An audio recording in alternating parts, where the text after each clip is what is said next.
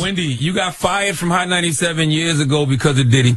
All these years later to see where Diddy currently is. What do you feel about that situation? Right. Hey, when I watch TMZ and I see the stuff, go to prison for life, people. You don't know things that I knew about Diddy back in the day, and you want to know what?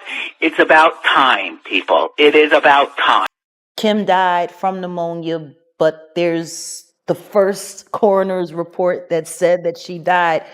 It was ruled a homicide, and they found toxins in her body to prove that she had been poisoned. You know, they have poisons that create heart attack and pneumonia-like symptoms. Do you believe that she died of pneumonia? Absolutely not. Why? So you were in that coma in 2022.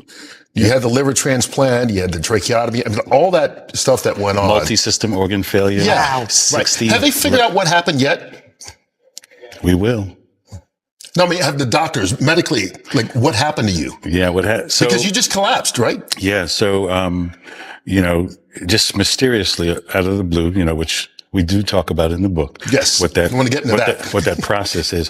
But, so it's been quite a journey. And as I said, even as it relates to writing the book, I went through almost, more than a decade of being scrutinized and clowned by law enforcement, them telling me, you need some help.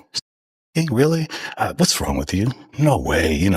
But not realizing that they were also working for the situation. Because you were hinting, saying, posting. Yeah. I get calls, take it down or else, so on and so forth. But this is about Diddy. So let's be clear for everybody that Sean Diddy Combs or people affiliated with him did something to you that caused you to have multi-organ failure.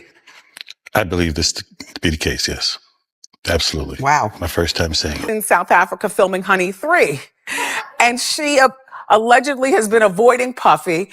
And, my thing about when you date a mogul is that it's really difficult to avoid them. Because if you use your head, you never know when they're going to pop up on the scene. Like he's mogul, like he can hire a plane right now, zoom it to South Africa, land on the roof of the hotel where she's staying. Okay. Pay people off the front desk. Give me the key and let me up in her room. Like I'm already paranoid. Of Michael Jackson's song, Lady in My Life. And wrote, if anyone sees Cassie this weekend, please tell her to listen to this song 100 times. I suggest don't use social media, though, to reach out. I think this was a grand overture from Puffy. I don't believe he really wants her back. I believe he probably treated her at some particular point like a possession. Like a possession. And if you really care, then you'd reach out privately, not publicly. We set up to be the fall guy. Taking the fall means not snitching. Not getting your friends in trouble. Even today, I wouldn't want to do anything to get anyone in trouble. Sure. I do not own a gun, nor did I possess a gun that night. And let me tell you something. As the mother of a now 16-year-old. Mm-hmm. Who I met backstage, He did? He's a great young man. Oh, thank you. Yeah. You represent a lot. For decades, Wendy Williams has been labeled messy, dangerous, and too loud for telling celebrity secrets no one else dared to touch. But what if everything she warned us about was true all along? As Sean Diddy, Combs faces mounting scrutiny, old whispers are resurfacing with terrifying clarity, including Wendy's explosive claim that she was pushed out of radio because she knew too much. Now, years later, Wendy is speaking openly about what Kim Porter allegedly confided in her just days before her sudden death, a death officially blamed on pneumonia, yet shadowed by toxins, silenced witnesses, and unanswered questions. And once you connect the dots between Kim, Wendy, and a pattern of people who spoke out and paid the price, the story takes a chilling turn no one can ignore. It's about time. That's what Wendy Williams said when she watched the headlines explode. When she saw the man she's been warning the world about for decades finally facing the kind of scrutiny she always claimed was inevitable. Sitting back and watching it unfold, Wendy didn't sound shocked, she sounded vindicated. She flat out said that people don't know the things she knew back then, that what's happening now is only scratching the surface, and that when the truth fully comes out, it's going to be prison for life. And coming from Wendy, that wasn't just a throwaway line. This is the same woman who says she lost her radio job, her city, and her safety because she refused to stay quiet. For years, she was painted as bitter, reckless, and obsessed, while the man she called out was untouchable. Now, the power dynamic has flipped, and Wendy is watching the reckoning she's been predicting finally take shape. Her reaction isn't joy. It's the calm, chilling tone of someone who's been holding on to secrets for a very long time, waiting for the moment the world would finally be forced to listen. The official story says Kim Porter died from pneumonia, sudden and tragic, just another heartbreaking loss in Hollywood. But that explanation never sat right with the people closest to the situation. Almost immediately, whispers began circulating that what was written on the death certificate didn't match what was being discussed behind closed doors. Early reports tied to the coroner's findings allegedly classified her death as a homicide, not a natural passing, and claimed toxins were found in her system that shouldn't have been there at all. That's when the narrative cracked wide open. Medical experts have long acknowledged that certain poisons can be engineered to mimic the symptoms of pneumonia or even trigger a fatal heart event, leaving behind a cause of death that looks clean on paper while hiding something far more sinister underneath. So when people were told Kim simply got sick and passed, those who knew the details couldn't ignore how quickly the story was sealed, how fast questions were dismissed, and how aggressively the pneumonia explanation was pushed. What was supposed to bring closure only sparked more suspicion because once the word toxins entered the conversation, Kim Porter's death stopped looking like a tragic accident and started looking like the beginning of a mystery someone was desperate to shut down. What makes Kim Porter's death even more unsettling is who she allegedly chose to confide in during her final days. According to Wendy Williams, Kim didn't speak loosely or casually. She spoke with urgency, fear, and the clear sense that time was running out. Wendy has implied that Kim reached out because she trusted her, because Wendy had a reputation for knowing how the industry really works and, more importantly, for understanding what happens when powerful people feel exposed. These weren't gossip-filled phone calls or emotional venting sessions. Wendy suggests Kim was trying to warn her, quietly unloading things she'd been holding in for years, things she was too scared to say publicly. The way Wendy describes it, Kim sounded shaken, guarded, and deeply afraid, as if she knew she was stepping into dangerous territory by talking at all. And that fear didn't come from nowhere. Kim had spent years inside a world most people only speculate about, watching how influence can make problems disappear and how people who speak too much suddenly find themselves silenced. Wendy has hinted that Kim wasn't just worried about her own safety, but about what would happen if the truth ever surfaced, which is why she allegedly chose someone who had already survived being blackballed for telling uncomfortable truths. Whatever Kim shared, Wendy has made it clear it wasn't small, it wasn't harmless, and it wasn't something Kim believed she could outrun forever. The chilling part is that shortly after those alleged conversations, Kim was gone, leaving Wendy as one of the last people who may have heard what Kim was too afraid to say out loud. As questions around Kim Porter's death grew louder, one name kept surfacing in hushed conversations: Ed Winter, the coroner initially associated with reviewing the case. This wasn't some random official with a thin resume. Winter was widely known as one of the most experienced and respected coroners in the country, a man who had worked on some of the most high-profile deaths in modern celebrity history. According to reports that later circulated online, Winter's early findings didn't align with the neat pneumonia narrative being presented to the public. Instead, there were claims of toxins in Kim's system, substances that allegedly raised the possibility of poisoning rather than natural causes. Then, just as suddenly as his name appeared, it disappeared. Sources claimed Winter was removed from the case and replaced by another coroner, a move that immediately set off alarm bells for those already suspicious of how fast the investigation seemed to change direction. The idea that a seasoned coroner could be quietly pushed aside, especially in a case this sensitive, only fueled speculation that powerful interests wanted control over the final story. And then came the detail that made people freeze. Ed Winter himself later died under circumstances that were never fully explained publicly. To this day, some see it as an eerie coincidence, while others see it as yet another thread in a pattern that keeps leading back to silence, replacement, and unanswered questions. The speculation didn't just live online or in gossip circles. It spilled directly out of Kim Porter's inner circle, most notably through Al B. Sure. Unlike distant commentators, Al spoke from a place of raw emotion, grief, and anger, and he didn't cushion his words.